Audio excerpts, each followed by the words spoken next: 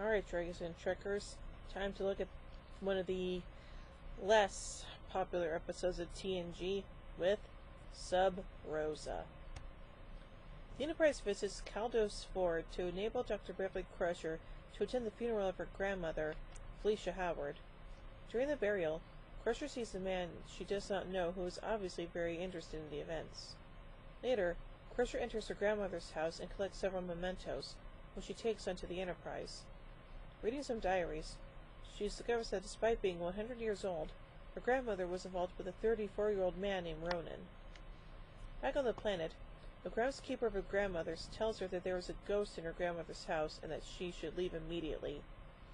He also tells her that she never should light the candle her grandmother always carried, since this candle will wake up the ghost.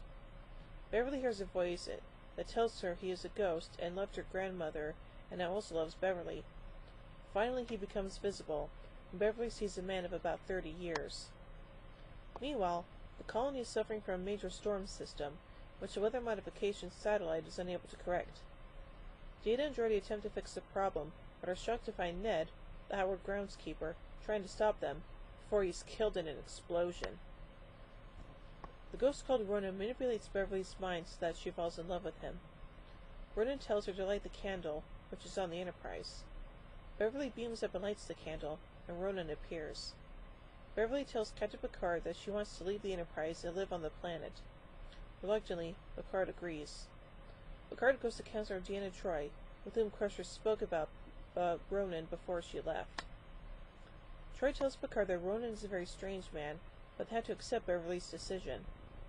Then Picard beams down onto the planet and visits Beverly in her house. He wants to get to know Ronan, and finally Ronan appears. Picard asks questions which Ronan does not want to answer, and Ronan attacks Picard. Despite Ronan's objections, Beverly helps Picard. At the cemetery, Geordi and Data have found an energy source in Beverly's grandmother's grave. They open the grave, and the grandmother rises and attacks them. Beverly arrives and orders Ronan to get out of her grandmother's body. Ronan does so and tells Beverly to give him the candle. She has by now discovered that he is an anaphasic alien who can only survive because the plasma-based candle is his energy receptacle. Beverly destroys the candle with the phaser and vaporizes Ronan when he attempts to possess her body. During the scene behind Ronan to his left is a tombstone that has the name McFly. Okay. Geordi and Data are treated and recover. As Picard log states, Dr. Crusher's recovery will be more of a personal nature. Troi and Crusher discuss the events in 10 Forward, where Crusher says that a part of her is a little sad. She says that her grandmother's journals reveal that, whatever else he might have done, he made her very happy. Yeah, I would definitely agree so. So let's look at some notes about this episode. The story shares similar elements to Anne Rice's The Witching Hour, the first in the lives of the Mayfair Witches trilogy, although Star Trek writers claim not to have known this until after writing the episode. The character names Ned Quint and Jessel Howard are named for Peter Quint and Miss Jessel and Harry James's The Turn of the Screw, a gothic ghost story which was likely the common source of both The Witching Hour and Sub Rosa. Huh, interesting.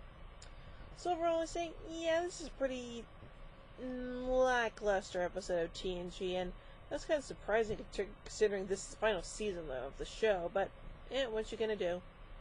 So overall I give Sub Rosa 2 warp cores out of 5. Well, join me soon as we take a look at Lower Decks.